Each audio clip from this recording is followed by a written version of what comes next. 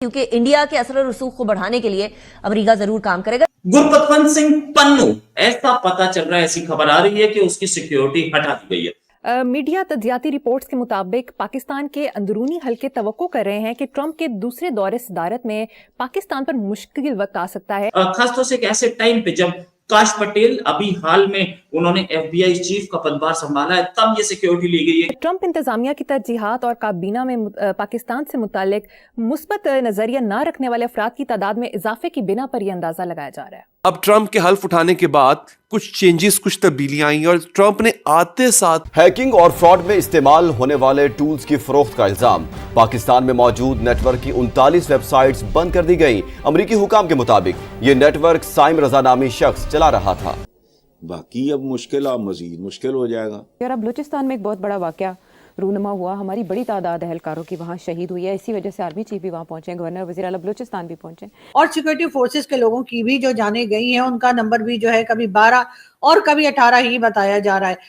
सबसे पहले आपको खबर दें, पाकिस्तान को मैरीटाइम शोबे में सालाना 5000 अरब का नुकसान हो गया है। सिखा रखी है कि देखो भैया, सीधी सी बात है, हम किसी को सपोर्ट नहीं के राष्ट्रपति डोनाल्ड ट्रंप ने मैक्सिको, कनाडा और चीन से आयात पर भारी शुल्क लगा दिया है। प्राइम मिनिस्टर नरेंद्र मोदी अगले महीने जाने वाले हैं वॉशिंगटन डीसी, जाकर के बात करेंगे Donald Trump, president Donald Trump से।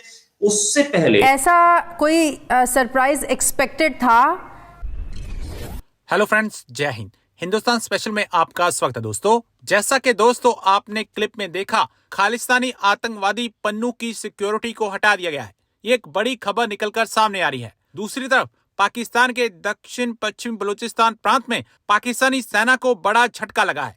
अलगाववादियों के साथ हुई एक मुठभेड़ में पाकिस्तानी सेना के 18 सुरक्षाकर्मी मारे गए हैं। हाल के दिनों में पाकिस्तान में आतंकियों और सुरक्षा बलों के बीच मौत का खेल जारी है और दोनों ही तरफ से दर्जनों जानें जा रही हैं।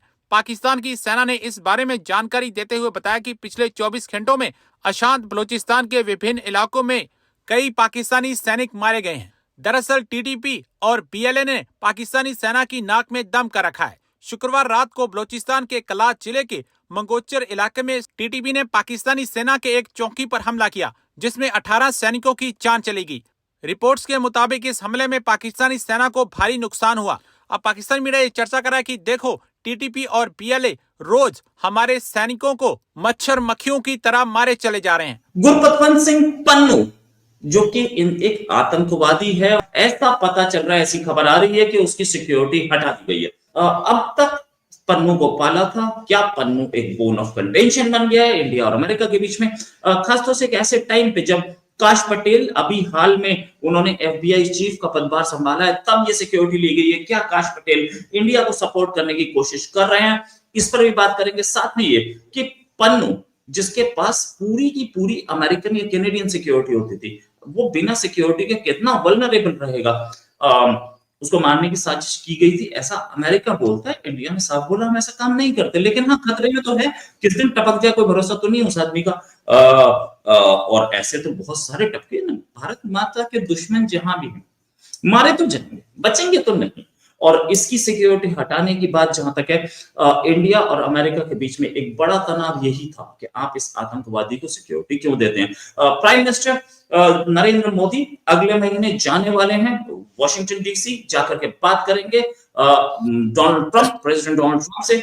उससे पहले अगर ये सिक्योरिटी हटाई गई तो इसका मतलब दोनों कंट्रीज कहीं ना कहीं, अमेरिका कहीं ना कहीं इंडिया से अलाइन करने की कोशिश कर रहा है, और इस तरीके से कोशिश कर रहा है जो with a never before conviction. खबर जो आ रही है कि पन्नू की सिक्योरिटी हटा दी गई है एफबीआई की तरफ से, क्या काश पटेल जो अभी एफबीआई के चीफ बने हैं वो इंडिया को हेल्प कर रहे हैं? इंडिया की पुरानी यादें तो होंगी ना उनके दिल में।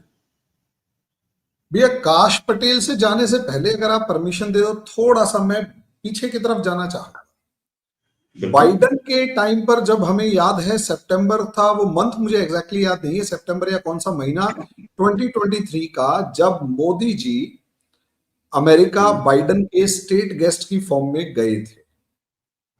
उससे पहले अगर हम देखते हैं तो कहीं ना कहीं स्टेट गेस्ट की फॉर्म में जाने की वजह से जो पन्नू के इशू को, पन्नू को अमेरिका में शरण मिल चुकी थी, और पन्नू जो है उसको सिक्योरिटी मिल चुकी थी।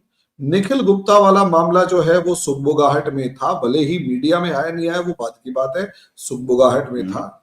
और अमेरिका ने सिख फॉर जस्टिस या सिख फॉर जस्टिस की एक सपोर्टिंग ऑर्गेनाइजेशन को बाइडेन गवर्नमेंट ने अपने पास बुलाया, उनसे बातचीत करी मोदी जी से मिलने से पहले।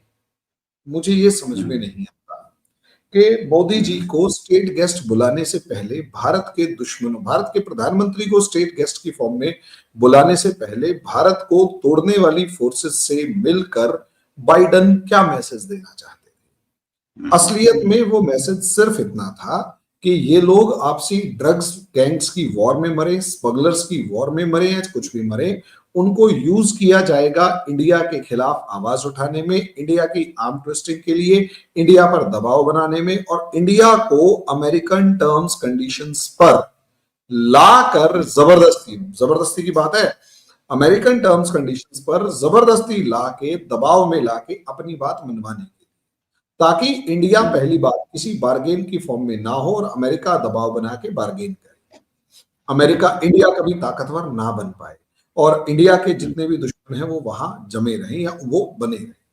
इससे अंदाजा लगाकर देखिए ना, ये सिर्फ अमेरिका का मामला थोड़ा ना है, कनाडा का मामला है। वो कौन सा वो निज्जर मारा गया था, अगर निज्जर जिस तरीके से मारा गया, उस निज्जर का क्लियर तरीका है कि भैया गैंग वॉर में मारा गया। भैया अगर निज्जर गैंग वॉर के अंदर मारा गया तो गैंग वॉर के अंदर ड्रग्स की लड़ाई, ड्रग्स के कार्टेल पर कब्जा करने की लड़ाई के अंदर मारा गया, जिसका हेड निज्जर जो था वो तो दिखाने के लिए था, उसके पीछे खड़ा हुआ पन्नू था और पन्नू के पीछे खड़ा हुआ जगमीत सिंह। और जिस तरीके से पूरे का पूरा कार्टेल चल रहा है, असलियत में पूरे के पूरे कैनेडियन इकोनॉमिक जो ड्रग्स इकोनॉमी है उसे कंट्रोल करने की कोशिश थी, उसमें मैक्सिकन्स भी हैं, उसमें इटालियंस भी हैं, उसमें कोलंबियंस भी हैं, बहुत सारे बड़े बड़े ग्रुप्स हैं, उसमें आईएसआई पाकिस्तानी ग्रुप्स भी हैं, यानी वो बड़े बड़े ग्रुप्स आपस में लड़ रहे हैं। सोच कर देखिए, उन ग्रुप्स की लड़ाई के अंदर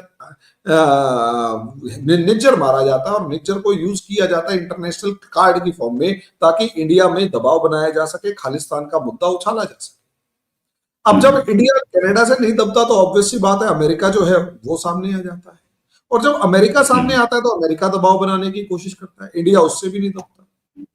लेकिन ट्रंप के आने के बाद ट्रंप ने जो कसम सी खा रखी है कि देखो भैया सीधी सी बात है, हम किसी को सपोर्ट नहीं करेंगे, हम किसी के साथ इस तरीके से खड़े नहीं होंगे, हमारा काम सिर्फ एक है कि भाई जितने भी दुनिया में ये जो वोकिज्म वाले दुश्मन हैं इन सबको खत्म करना। और वोकिज्म का एक्सट्रीम पार्ट ये था कि डिप्लोमेसी में दूसरे के दुश्मन को अपने देश में पालना। ट्रंप की लड़ाई भले ही खालिस्तान से हो या ना हो, ट्रंप की लड़ाई ड्रग कार्टेल से है, जिन्होंने अमेरिका की 26% पॉपुलेशन को जिसे कहते हैं किसी काम का नहीं छोड़ा।